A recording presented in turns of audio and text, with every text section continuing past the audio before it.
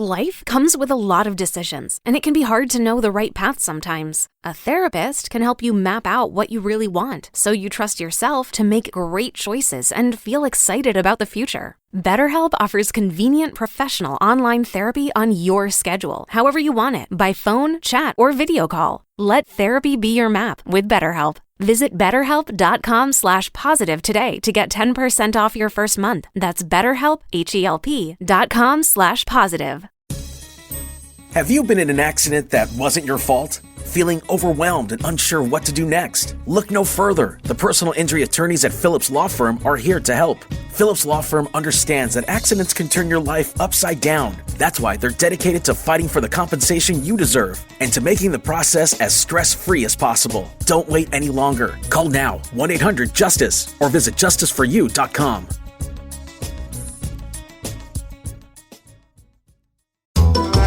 Now, the greatest story never told with Miles and Thrill. Oh, crowd goes wild. I love this thing.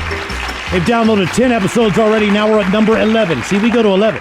We are at number 11. We're very good. Yeah, exactly. We have our first initial season, by the way, is going to be 14 episodes. And then, of course, we'll take a 3-month hiatus and come back with season number 2 of the greatest story never told. But what we're going to do with season 2, as we've learned from TV, because people love it so much, we're going to split season 2 over a period of 3 years. Correct, yes. Right. And we're only going to record that in France.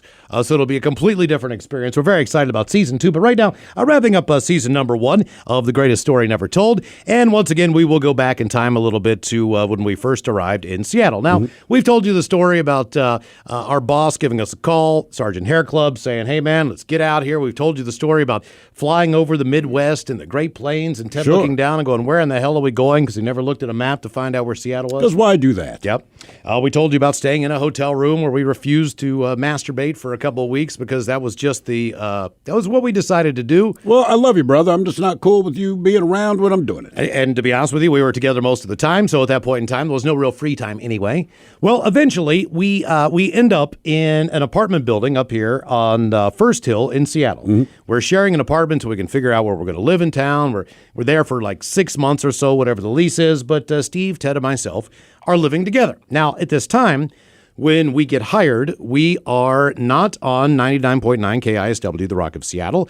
Initially, when we got hired, we were on 100.7 The Buzz Radio for Guys. Which was interesting to us because the station we came from in Baltimore was called Hot Talk, all right? Starting in the morning, we do middays, Don and Mike afternoons. Tom Likas does evenings there. Well, Tom Likas does afternoons in Seattle. And then there was a show called The Vocal Minority, syndicated out of Seattle. That they also played in Baltimore, and we were actually very fond of their show. So we moved to Seattle. They were on our show. They were on our station in Baltimore on the weekends. They had their show syndicated. So we already knew The Vocal Minority before we moved to Seattle. And I thought it was a great show, but we moved here, meet the guys. We all get along exceptionally well. We really do. And we're new to town. And to be honest, the first person that took us out and showed us the town was a guy named Cousin Brewski. And he was on the show at the time. And he drove us around Seattle and gave us our first glimpse of what is now not the same city we are looking out this window at today. Sure. He's from Boston originally. Thickest Boston accent you will ever hear in your life. And we asked him about the weather and everything else. He said, yeah. You don't have to shovel rain. Yes, that's exactly what he said. From Boston. Yeah. That was a pretty good take. And we said, okay, that's fantastic. So we end up on The Buzz. And initially, we are the night show. Yes. Now, they might have had different plans for us eventually. They said, look, if you do okay at night, maybe you'll go to middays or mornings or afternoons. We're not really sure. Probably not afternoons because Tom Likas had that pretty well locked down. BJ was on in the middays if you're from Seattle. Right. You know the BJ and Miggs? Well, his show was on in the middays, a show that was legendary in the market from years gone by, Robin and Maynard. Did mornings, was it? They were in the mornings, and then we would come on and do the night show. In The Vocal Minority, they would do a Saturday night show. So they entertained on the weekend, and they had a great show. Now, the members of that program were Steve Harness and Nick Reynolds, both of which are still in radio. Matter of fact, they work at a radio station together still in Lake Tahoe, Nevada. Oh, okay. Yeah, they're on a hit station down there. They had a producer who we loved as well named Edgy. Edgy was great. Yep. Cousin Brewski, as mentioned, and Jay Ward, the producer. Big dude. I think he's still in Seattle. I haven't seen him in a while. Jay is a great guy. So we start doing this little banner thing back and forth where we get the idea that just for kicks, why not? Let's take on each other in a little basketball game, so to speak. None of us being particularly great at basketball. They brought a ringer with them, okay? And this guy sort of dropping shots, but I will say, our very own Miles Montgomery, not the best, but far from the worst. No, I'm not that great. Hold your own. Right? Well, you won the game for us. But the thing is, we didn't think anyone would show up. They do weekends. We do nights. We said we're going to go to a place called Golden Gardens, shoot hoops. Well, now a bunch of people show up, and I'm feeling really uncomfortable. Yeah, this is street ball outside, and then there's this crowd starts to gather around because we've been talking about this on the air, how we're taking the vocal minority down. They are taking us down. We've got bets on the line and all this stuff. And one of the bets that we decided to do was, look, whoever the loser is, they are going to have to take over that person's show. But pretending you were them. So if we had to do vocal minority, we would not say, hey, we're the men's room, but we will go on to say we're the vocal minority. And then you wait for people to notice, obviously, and call you out. Yeah. And a couple weeks go by. We don't even really think about this too much. But the vocal minority then go on the air on Saturday night, okay? And they are doing our show as us. Now, we have not heard this audio. Not once. Never heard it. You got to remember, this is before you could go and re-listen to stuff. You couldn't just go on demand, even in 2005. Yeah, it was a process. And grab a show. And we're lazy. From the weekend or whatever and listen to it and all those things. So, to be honest with you, we only heard certain excerpts of the show, just little bits of what they did. I think I still have one. Let me see if I can find it, all right? Because this is one of the guys. So keep in mind. I think this is Nick. What? Hola, bitch. No, that one's not it. Maybe it's not. Just understand this. When they did the show, no one knew that it wasn't us. That's one, so kind of insulting. Two, this is early in our career in Seattle, so this is, whatever we hear, this is how the vocal minority interpreted our show. Interpreted us, and then blow back. So Hola, bitch, hola. Yeah, that's from the show. That's Nick. Now, and keep in mind, the original bet was that we would do their show, okay, if they won, and they would do our show. Well, it didn't really work out that way because we were on Monday through Friday. Right. They had other jobs, regular jobs. So they could not necessarily come in and do our show at night. So what they did was they took their Saturday night show and they copied us and made fun of us and joked around about it. So we haven't heard this in a while. For the first time in a long time, we might ask you, Mike, to stop this thing a little bit so we can hear it a little bit. This is the vocal minority doing the men's room on the Buzz 2005. KQBZ, Seattle. Radio for Guys, 100.7 The Buzz. Good evening, Buzzheads. This is Cousin Brewski from the Vocal Minority with Nick and Steve. As you all know, tonight was going to be the night that the Vocal Minority was going to fill in for the men's room. But unfortunately, about an hour ago, Nick and Steve were out in front of the radio station doing what they call show prep. Unfortunately, the Seattle police consider it drug possession. Unfortunately, we are going to have to reschedule it for another night and another time. So without further ado, I bring you the men's room. Unfortunately, what you're about to hear is real. We've been playing this for how long? I don't know, but I forgot we had this intro. Some people would call educated. Do we still play it? Yeah, we still play, but not with a female vocal. And all have played Doctors Taz on now. TV. You have been warned and are now cordially invited to join the party. KQBZ, Seattle. Which is now the Wolf, by the way, if you're in Seattle. Oh, yeah, right. Get with the countdown. Shake this square world and blast. Hasn't off changed the too much, has Kicksville it? Kicks. The trippers, the grasshoppers, the hip ones, all gathered in secrecy and flying high as a kite. The Men's Room. 421-1007 or 1-888-647-1007, whichever you can remember. The Men's Room on 100.7 The Buzz. Radio for Guys.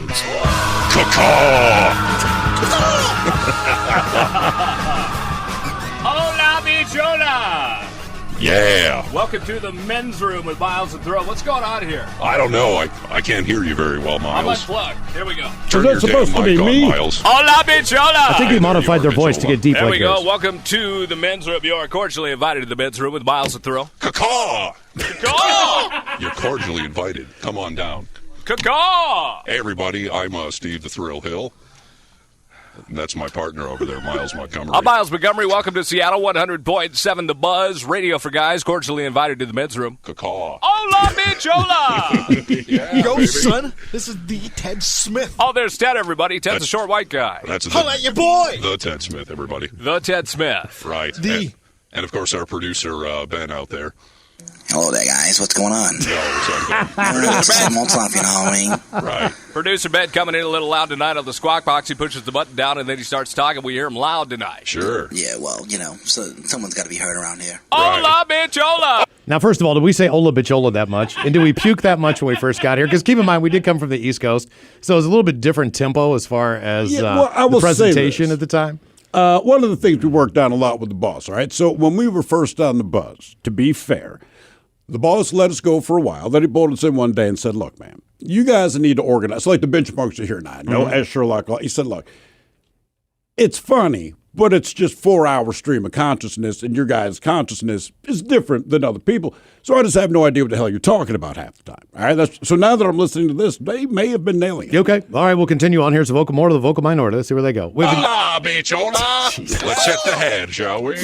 Now, it's time to hit the head. Live. Caw. Hey, what's up, bitch, holas? What's up? I'm Steve the Thrill Hill. And I'm Miles Montgomery, 100.7 The Buzz, Radio for Guys. Welcome to the men's room. Caw. Are they just doing the same thing over and over? Ted Smith. Right. Holla at your boy. We're in the head now. Everything looks good. There's tile on the floor. Toilets over there. Welcome to the men's room. Caw. Go, son. You want me to read some headlines? Or Yes, what? I do. Read some headlines to me. All right. Coming from somewhere around this country of ours, airlines to begin tallying pet casualties. Plenty of vacation guides list camps that allow dogs or rank pet-friendly hotels. But until now, there's been no way to know which airlines are safest for your four-legged travelers. Well, Patrolas, that's about to change. Starting on June 15th, airlines must report how many pets are killed, lost, or injured during those flights. Government estimates... Really? Yeah, really, man. I forgot that we used to do headlines at the beginning of the show. I was going to ask, did we? Yeah, we did. They estimate Did I do them? % of those Yes, we die. both did. That'd be 20,000 animals a year. It's incredible. What do you think of that, Bitchola? Yeah, we used to do the headlines at the beginning of the show when we were in Baltimore. We used to do the headlines at the beginning of the show when we were here because I just found all those one-sheeters from the very first show, just over the weekend. I have my sheet from our very first show because I remember the question that we asked. The very first question we asked, do you remember? I asked this to you and Ted on the air a little while ago. I can look at the sheet, but I'm not sure what it was. We just got to Seattle. We're introducing ourselves. And look, man, this show was a little odd in that we didn't know people would take us. So we came out, and the first question we asked, would you rather be dumped for a midget or by a midget? That is how we phrased it. Mm-hmm. And that was for 4 hours we did that. And yes, for 4 hours, that is all we talked about. Okay. For 4 hours. So do you have some more of the vocal minority there, Mike? I do. Okay, let's hit it. See what they do. Besides Caca and Ola Bichola. What do you say about Federline? He's always doing Yeah, crap out there. I like to call him the impregnator. The impregnator. The impregnator. But you know what, though? What? I'd much rather see Maria Shriver and my hero Arnold going at it before I would watch Brittany and Kevin. Producer Ben, a big fan of Arnold Schwarzenegger. Interesting. Holla at your boy. Are you into the Austrian gay pornos? Or? He likes anything in a Speedo, something big and burly in a Speedo. And anything that Arnold's in, I wholeheartedly endorse. Even yourself? No. All right, moving on with the old headlines here. How about this? Down in California, they're trying to ban violent video games. We here at the men's room could care less because we think video games suck. Quite frankly. Oh, they got it right. Pong, bring and you on suck Pong. if you play them. Actually, I'll say love this. Pong. What about Pong? All right. I don't know what we're about to say about Pong, but I know I'm going to say something positive because I've always loved it. That's how old I am. But my son got an Xbox from Santa for Christmas. Oh, was he excited about that? Beyond excitement, but he wanted to play Madden, all right? I don't play Madden. I don't know the controls. We played a game. Do you know how pissed I was losing 20-19? That's one of the things. And I realized, like, man, I don't want to get into this. Sounds like you're into it. It's fun, and it helps that he still doesn't quite understand everything, but he still beat me. I like the fact that they audio modulated their voice to sound like you. Do I sound? I don't sound that you deep. don't, do I? but I mean, your voice is deeper than anyone else's on the show. So they were just trying to do the, Ola Bichola. No, I sound like that. Let's give him like 30 more seconds so we can hear this thing, because it's been a while. Playing Pong like a mother since 75. It's kind of over my head and skill level. I'm Steve the Thrill. Holla at your boy. That's right. Yo, son. All right, what's on the way there, Miles Montgomery? Oh, we got a lot coming up here. 100.7 The Buzz, Radio for Guys. Right. It's the Men's Room with Miles and Thrill. Yeah, hey, on the way, we've got stunts on a dime, tricks on a stick, and check out your weather. We'll do that for you, and we'll also we'll cure a little cancer. What do you think about that? I think we can do that. All right, we'll do it. Coming up, it's the Men's Room with Miles and Thrill. We'll be right back. Bichola. I will say this. Did I puke that much back then? No, man. Do I puke that much now?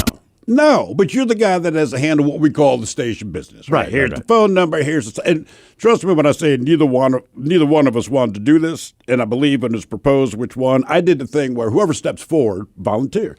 I basically took a step back, so it's on Miles. But my voice is not that deep. You don't puke that much. But they did bring up something I forgot about, which is stunts on a dime. Yeah. It was just dumb stuff, and we put Ted through it, like the swallow a spoonful of cinnamon and all this. But the one we did that they said scientifically was impossible, and it was at the Buzz when we did it, drink a gallon of milk in an hour. Oh, he did. But it was a problem. So he got it done in like 58 minutes. We all celebrated. Now, we're done at 11. So Miles and I walk back to the apartment. Okay, hold on. Let me interject here for a second. Where we were located, where our offices were, compared to where our apartment was basically the equivalent of walking up about a 60-story building. The hill known as Boren. So it wasn't that we just walked home. Well, it was close. It was close, but it was straight up a hill. So with Ted finished the gallon of milk within an hour. Easily, yeah. And then he disappeared into the bathroom. And we eventually went home. All right, so we couldn't wait for him because he was still in there. My girlfriend at the time, current wife, she called, hey, how are you guys? We're doing great. She's still on the East Coast. Hey, we did stunts on a dime. Believe it or not, Ted finished the gallon of milk in an hour. How's he feeling? I said, I don't know. She goes, what do you mean? I said, well, we left him in the bathroom at work. I got a lot of grief for this. Eventually, Ted makes it home maybe an hour and a half later. Just in a bad way, like in a real bad way. We felt bad. Not that bad. I mean, we did laugh. A little bit bad. A little bit. And we're like, dude, are you all right? And he goes, look, I've never sat on a toilet that long. He's like, when I pooped, it was just white foam. Basically, it was chalk. He said it was like a latte. And but to his credit, we did. I feel like stunts on a dime is something we should bring back. If we can, for Even sure. for you, Mike, something simple like shake and bake. You know what I mean? But we would do some. But Ted's been tasered. He did the milk in an hour, cinnamon challenge, something with saltines. Never anything too dangerous. Actually, the worst we did was Baltimore. He thought it was a hot sauce. It is a hot additive. And if you read the bottle, which Ted did not do, it was like 1 teaspoon for every 5 gallons of liquid. That's how hot this was. He took a tablespoon and just swallowed it whole. And then we, again, did not see him for several hours. He was puking up red, I believe he said, in the bathroom for a while. Like, believe it or not, we do feel bad for Ted, but he kept doing it. It was a good time. And we also, we've worked with a lot of people. And when you go to a new station or whatever, not everyone's always excited to see you and everything else. But in this instance, seriously, thanks to the vocal minority. They welcomed us with open arms to Seattle. So Steve, Nick, Edgy, and Cousin Brewski and Jay, whatever you guys are doing right now, if you get a chance. And, but we don't sound like that. No, but I mean, maybe we did then. I don't know.